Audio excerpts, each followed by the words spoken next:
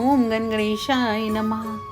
नमामि शम्भुं पुरुषं पुराणं, नमामि सर्वज्ञं पारिभावं, नमामि रुद्रं प्रभुमक्षयं तं, नमामि सर्वं शिरसा नमामि। प्रभु श्री राम शिव जी की स्तुति करते हुए कहते हैं, मैं पुराण पुरुष शंभु को नमस्कार करता हूँ। मैं उन सर्वज्ञ को नमस्कार करता हूँ जिसकी महिमा का कोई पार नहीं पा सकता। अविनाशी रुद्रावतार को नमस्कार करता हूँ। संहारक के देवता सर्व को नतमस्तक होकर नमस्कार करता हूँ। नमामि देवं परमं व्ययन्तं, उमापतिं लोकगुरुं नमामि। नमामि दारिद्र्यविदारणं तं, नमामि रोगापहरं नमामि।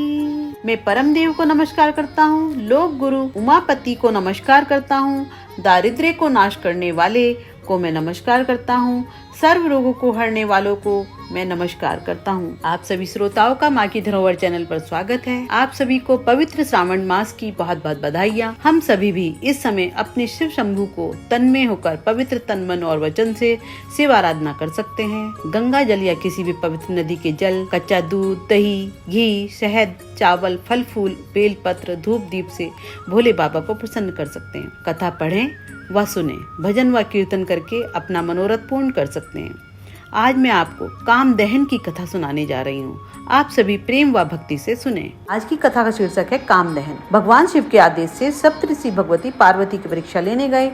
उन्होंने पार्वती जी से पूछा, देवी ये कठोर तप तुम किसके लिए कर रही हो? पार्वती जी ने उत्तर दिया, ऋषियों मेरे तप का उद्देश्य सदाशिव को पति रूप में प्राप्त करना है। ऋषियों ने कहा, देवी नारद ने तुम्हारी बुद्धि को बिगाड़ दिया है। तुम ऐसे पति के लिए तप कर रही हो जो उदासीन, अमंगल वेश वाला, गुणहीन तथा शरीर पर सांपों की माला धारण करने वाला है। हमने तुम्हारे लिए उपयुक्त वर का चयन किया है। वह अत्यंत सुंदर, सर्वगुण संपन्न तथा वैकुंठाधिपति है। पार्वती बोली, ऋषियों मेरा शरीर पर्वत से उत्पन्न हुआ है, इसलिए शरीर भले ही छूट जाए, हट नहीं छूट सकता। मेरा इसी जन्म में ही नहीं अपितु करोड़ों जन्मों के लिए यही हट है कि या तो मैं भगवान शिव से विवाह करूंगी या फिर कुंवारी ही रहूंगी। ऋषियों ने भगवती पार्वती को जगदम्बा जानकर प्रणाम किया तथा महेश्वर शिव को सब समाचार बताया, जिसे सुनकर महादेव परम प्रसन्न हुए। तदनंतर शिव जी समाधिस्थ हो गए। उसी समय तारक नामक एक दुर्दांत असुर हुआ। उसने अपने अथाह बल एवं प्रचंड तेज से समस्त लोक और लोकपालों को जीत लिया। देवता लोग पराजित होकर दर दर भटकने लगे। तारकासुर को वरदान प्राप्त था कि भगवान शंकर के वीर्य से उत्पन्न पुत्र के द्वारा ही उसकी मृत्यु होगी। देवगण अपनी समस्या लेकर ब्रह्मा जी के पास पहुँचे और उनसे अपना दुख बताया। ब्रह्मा जी ने कहा कि तुम लोग किसी तरह प्रयत्न करके कामदेव को भगवान शिव के पास भेजो, जो उनके मन में क्षोभ उत्पन्न करके उन्हें समाधि से विचलित करे। सती जी जिन्होंने दक्ष यज्ञ में देह त्याग दिया था, अब पार्वती के रूप में जन्म ले चुकी हैं। उन्होंने शिव जी को पति बनाने के लिए कठोर तप किया है। शिव जी की समाधि भंग होने पर हम उनसे विवाह का निवेदन करेंगे।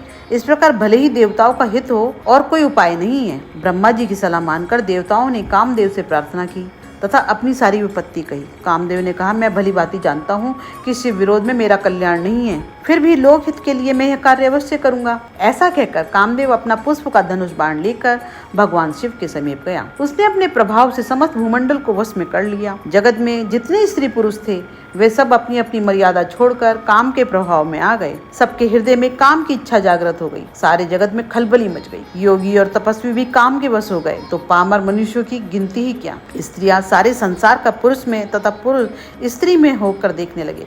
किसी के भी हृदय में धैर्य नहीं रहा। इस प्रकार समस्त संसार को अपने वशीभूत कर कामदेव परमेश्वर शिव के पास पहुंचा। आम के वृक्ष की एक सुंदर डाल पर वह बैठ गया।